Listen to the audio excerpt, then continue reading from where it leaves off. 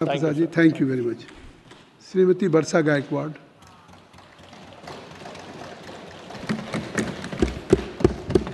Sir, मी आज महामहिम राष्ट्रपतींच्या अभिभाषणावरती जे आहे ते आपले विचार मांडण्यासाठी या ठिकाणी उभी आहे।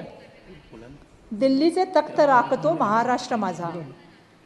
छत्रपती शिवाजी महाराज, राजर्षी शाहू महाराज, क्रांतिज्योती सूर्य महात्मा फुले, क्रांतिज्योती सूर्य सावित्रीबाई फुले, भारतरत्न डॉक्टर बाबासाहेब आंबेडकर यांच्या पावन विचाराने चालणारा महाराष्ट्र आणि महाराष्ट्राच्या जनतेने दाखवून दिलं की सरकारी तिजोरीचा वापर हा स्वतःच्या फंडासाठी वापरला, सरकारी यंत्रणांचा वापर केला, सत्याची अंमलबजावणी केली, तरीसुद्धा गद्दारांना महाराष्ट्रामध्ये थारा मिळणार नाही आणि त्या ठिकाणी जो 400 पारचा नारा दिला होता ते स्वप्नभंग करण्याचं काम महाराष्ट्राने केलं। त्याबद्दल महाराष्ट्राच्या जनतेचं मी या ठिकाणी सन्माननीय अध्यक्ष महोदय खूप धन्यवाद व्यक्त करते। अध्यक्ष महोदय, महामहिम राष्ट्रपति के अभिभाषण में मैं अपेक्षा कर रही थी कि क्योंकि हम पहली बार सांसद बन के चुन के आए हैं, तो मैं अपेक्षा कर रही थी कि उसमें नीति की बात होगी, दिशा की बात होगी, दशा की बात होगी और आने वाला 1 साल का जो है वो क्या कार्यकाल रहने वाला है उसको हमें पूर्व कल्पना उससे मिल जाएगी। मैं अपेक्षा कर रही थी अध्यक्ष महोदय कि महंगाई हो, बेरोजगारी हो, पेपर लिंक हो, सामाजिक तनाव हो, महिला सुरक्षा की बात हो, इन सारे मुद्दों के ऊपर सम्माननीय अध्यक्ष महोदय इस बार बात होगी। सम्माननीय अध्यक्ष महोदय, महामहिम राष्ट्रपति ने निवडणूक आयोग के बारे में, चुनाव आयोग के बारे में जो तारीफ की है उसके मामले में थोड़ा सा सम्माननीय अध्यक्ष महोदय मैं अपना एक्सपीरियंस बताना चाहती हूँ। हम सब संसद के लोगों ने चंडीगढ़ का तो इलेक्शन सम्माननीय अध्यक्ष महोदय देखा ही था कि जिस तरह से वो रिटर्निंग ऑफिसर काम कर रहा था, लेकिन महाराष्ट्र की जनता ने तो सम्माननीय अध्यक्ष महोदय चुनाव आयोग का काम भोगा भी है।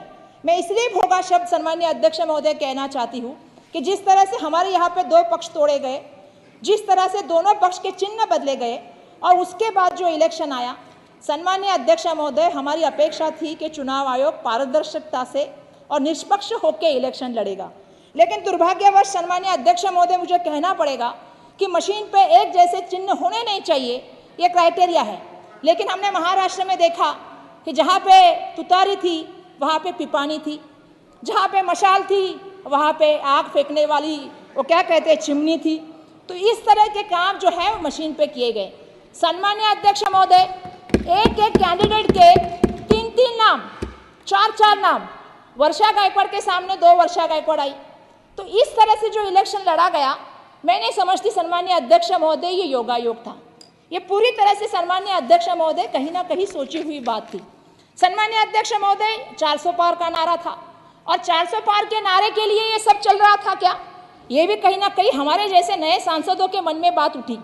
सम्माननीय अध्यक्ष महोदय, मैं आपसे पूछना चाहती हूँ कि 400 का नारा क्यों दिया गया? वो इसलिए दिया गया, जैसे आपको पता है कि पिछले बार हमने देखा कि सांसद में 150 सांसद को सस्पेंड किया गया, फिर 3 कानून लाए गए, किसान का कानून लाया गया।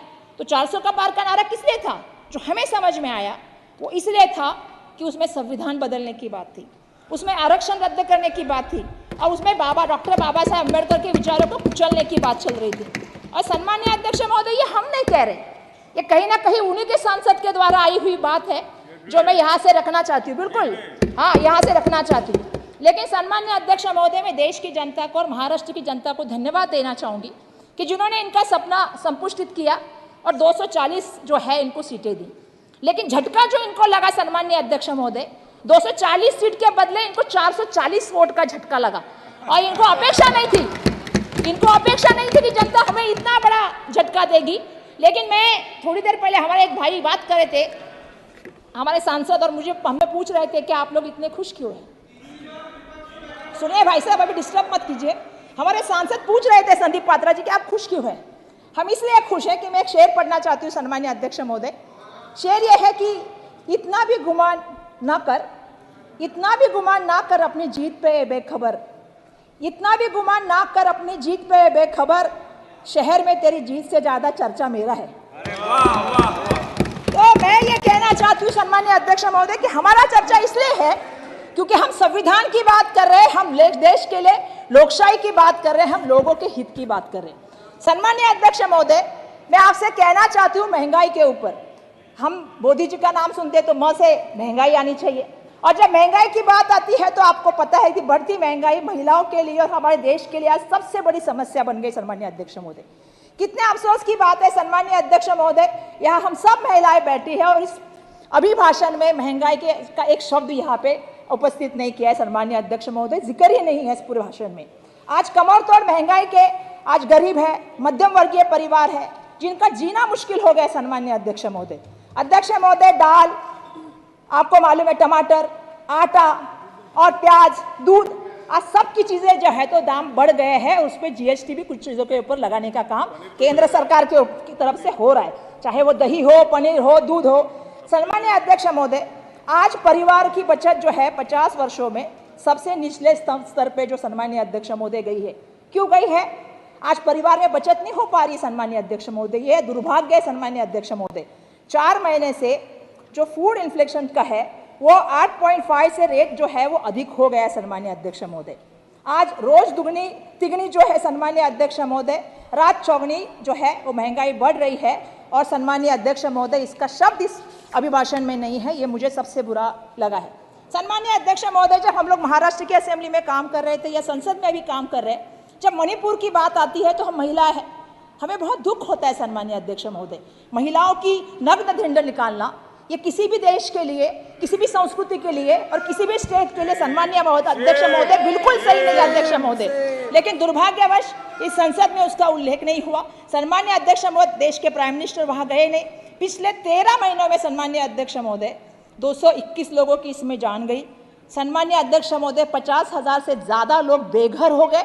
और इसके बावजूद सम्मानीय अध्यक्ष महोदय, मैं कहना चाहती हूँ कि इसके लिए कोई भी जो है इस पूरे भाषण में एक शब्द नहीं है। जो भाषण में शब्द है वो सिर्फ है जो आपको पता है उत्तर पूर्व राज्यों की सुरक्षा की बात की गई है। मेरा यह अपेक्षा था कि इसमें मणिपुर की महिलाओं के लिए, मणिपुर की जनता के लिए यहाँ से एक प्रबोधन जाएगा और उनको विश्वास दिलाया जाएगा कि उनकी सुरक्षा के लिए आने वाले सालों में काम किया जाएगा। सम्मानीय अध्यक्ष महोदय, हम म से महिला सुरक्षा की बात करते हैं। आज महिला सुरक्षा की बात हुई। आज सुबह ही मुझे बहुत अच्छा लगा जब हमारे सम्मानीय अध्यक्ष महोदय ने इंडिया की टीम जीती, उसके लिए एक प्रस्ताव रखा गया। हम महिलाएं हैं, हम अपेक्षा करते हैं हमारी खिलाड़ियां, महिलाएं कैसे आती है आप जानते हो। जब सामाजिक जीवन में, राजनीति में, आर्थिक नीति में, सांस्कृतिक नीति में या खेल में जब हम आते हैं ना अध्यक्ष महोदय, बहुत संघर्ष करके वहां तक पहुंचते हैं महिलाएं। और जब हम अपनी यौवन की पीड़ा की बात जब लोगों के सामने कहते हैं, उसके लिए बहुत हिम्मत लगती है। मैं उन सभी लड़कियों से यहाँ से कहना चाहती हूँ कि हम संसद में उनकी आवाज बन के यहाँ से आपसे पूछना चाहते हैं, ब्रिजभूषण सिंह के साथ क्या हुआ? कुछ उसके साथ नहीं हुआ। मैं ये इसलिए भी कहना चाहती हूँ अध्यक्ष महोदय, क्योंकि संसद को पूरा देश देख रहा है और इस देश को हमसे अपेक्षा है, आपसे अपेक्षा है, आपकी चेयर से अपेक्षा है सम्मानीय अध्यक्ष महोदय। अध्यक्ष महोदय, जब मैं संसद भवन में आई मुझे बहुत अच्छा लगा ये सब देख के, लेकिन मुझे और अच्छा लगता कि संसद भवन का उद्घाटन और भूमि पूजन दोनों महामहिम राष्ट्रपति के हाथों से होता। तो मुझे बहुत अच्छा लगता कि एक महिला, एक आदिवासी महिला को उसका मान मिल जाता, एक दलित जो हमारे सम्मानीय राम कोविंद जी थे महामहिम राष्ट्रपति, उनको ये सम्मान मिल जाता। श्री राम जी का मंदिर हुआ लेकिन महामहिम राष्ट्रपति जी को बुलाया नहीं गया। मैं इसके लिए भी खेद व्यक्त करना चाहती हूँ सम्मानीय अध्यक्ष महोदय। इन चीज़ों के ऊपर ध्यान रखना चाहिए। महामहिम राष्ट्रपति जी का पद ये देश का सर्वोच्च पद है, उनको उनकी गरिमा और उनका सम्मान मिलना चाहिए सम्मानीय अध्यक्ष महोदय। अध्यक्ष महोदय, मैं म से मुंबई की रेलवे के बारे में, जो हमारी रेल व्यवस्था है उसके बारे में और उसके सुरक्षा के बारे में थोड़ा बात करना चाहती हूँ, जो आजकल राम भरोसे चल रही है। सम्मानीय अध्यक्ष महोदय, मैं कहना चाहती हूँ एनसीआरबी के मुताबिक 2017 से 2021 तक ट्रेन जो हादसे हुए सम्मानीय अध्यक्ष महोदय, इसमें जो लगभग 1 लाख लोगों से ज़्यादा लोगों की मौत हुई है सम्मानीय अध्यक्ष महोदय। ये मैं नहीं कह रही हूँ, ये एनसीआरबी का रिपोर्ट कह रहा है सम्मानीय अध्यक्ष महोदय। आज आपको पता है अध्यक्ष महोदय, मुंबई ये देश की आर्थिक राजधानी है और मुंबई की जो सबसे बड़ी लाइफलाइन है वो रेलवे है सम्मानीय अध्यक्ष महोदय। आज ऐसी अवस्था है कि अगर रेलवे लड़खड़ा जाती है तो मुंबई शहर सम्मानीय अध्यक्ष महोदय लड़खड़ा जाता है। आज अध्यक्ष महोदय, मुंबई का आप देखेंगे तो हर दिन 7 लोगों की जान ये ट्रेन दुर्घटना में जाती है। इसके ऊपर आपको ध्यान देना पड़ेगा। दूसरा ऐसा है सम्मानीय अध्यक्ष महोदय, 2023 नहीं अध्यक्ष महोदय, मेरे को पहली बार बोल रही हूँ, थोड़ा मेरे 4-5 ही पॉइंट है सर। बोलो सर, 2023 में आप देखेंगे सेंसेक्स तो 2500 90 लोग जो है उनकी ट्रेन की दुर्घटना में जो है सन्मान्य अध्यक्ष महोदय मौत हुई है। और इसके बावजूद भी सन्मान्य अध्यक्ष महोदय आप देखेंगे तो 2441 लोगों को जो है वो चोट आने का काम हुआ है। आपको मैं बताना चाहती हूँ, हाल ही में मुंबई के हाईकोर्ट ने जो है आपको मतलब रेलवे को लताड़ा है और ये कहा है कि जानवरों की तरह आप लोगों को लेके जाने का काम कर रहे हैं। तो मैं ये अपेक्षा करती हूँ इस अभिभाषण के माध्यम से कि हमारे मुंबई की जो रेल अवस्था है इसको सुधारने का काम सन्मान्य अध्यक्ष महोदय होना चाहिए। और मैं ये चाहती हूँ कि आपको मैं बताऊँ अध्यक्ष महोदय, मैं एक दिन रेलवे स्टेशन पे गई जहाँ पे मुझे ट्रेन पकड़नी थी। आप कभी रेलवे स्टेशन पे, मुझे मेरा रिक्वेस्ट है कि रेलवे मंत्री जी को भेजना चाहिए, क्योंकि उनको पता होना चाहिए जो दूर की रेलवे होती है ना 30-30 घंटा लेट होती है, 20-20 घंटा लेट होती है, लोगों को बैठने के लिए व्यवस्था नहीं, बच्चों को लेकर जो औरतें जमीन पर बैठती है उसको दूध लेने के लिए कैंटीन नहीं है, कहीं फायर की व्यवस्था नहीं है, ना कई लोग उनके सपोर्ट के लिए मदद के लिए नहीं आ रहे, लोग वैसे के वैसे बैठे रहते हैं जिनके पास कोई व्यवस्थापन नहीं सन्मान्य अध्यक्ष महोदय। तो मेरा ये रिक्वेस्ट है सन्मान्य अध्यक्ष महोदय कि आप इसमें ध्यान दें। रेलवे का इतना बड़ा बजट है तो उसमें हम सबको जो सुविधा चाहिए उस सुविधाओं के ऊपर सन्मान्य अध्यक्ष महोदय ध्यान दें, ये मैं आपसे विनंती करना चाहती हूँ। अध्यक्ष महोदय, मैं महाराष्ट्र और मुंबई के लिए मैं से कुछ कहना चाहती हूँ। Madam please. यस अध्यक्ष महोदय, मेरा दो ही पेज है। फिर भी अध्यक्ष महोदय मैं बहुत फास्ट बोल रही हूँ, मैं खत्म कर रही हूँ अध्यक्ष महोदय। अध्यक्ष महोदय की मैंने देखा कि हमारे महाराष्ट्र और मुंबई के लिए। Please 1 second. Yes sir.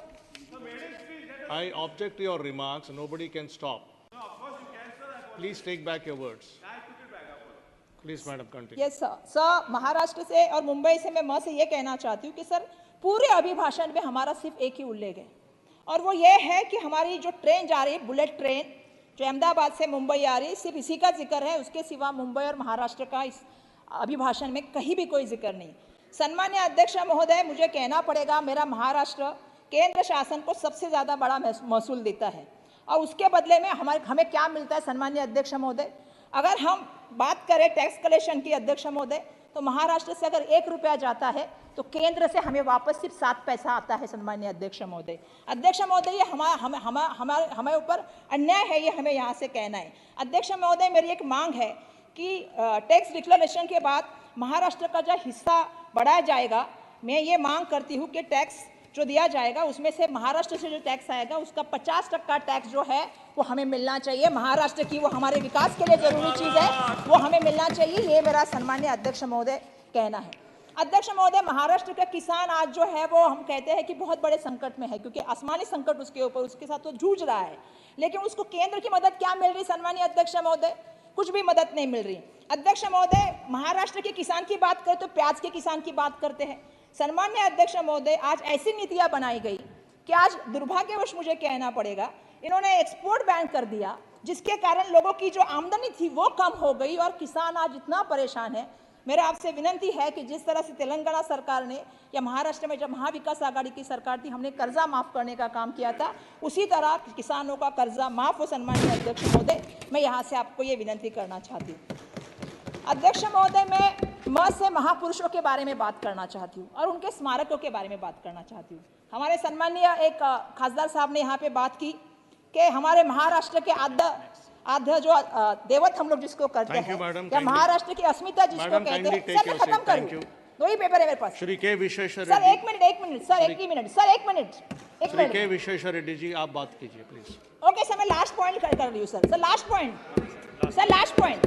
Last point कि महाराष्ट्र के जो हमारे आराध्य देवत है या हमारे जो अस्मिता है छत्रपति शिवाजी महाराज, इनके अरबी समुद्र की स्मारक की बात हुई थी और देश के प्राइम मिनिस्टर ने 24/12/2016 को इसका जल पूजन किया था। सन्मान्य अध्यक्ष महोदय, अभी तक काम शुरू नहीं किया शिव स्मारक का। सन्मान्य अध्यक्ष महोदय, भारत रत्न डॉक्टर बाबा साहब अम्बेडकर जी के स्मारक का जो है वो इंदू मिल का भूमि पूजन 2015 को किया गया था।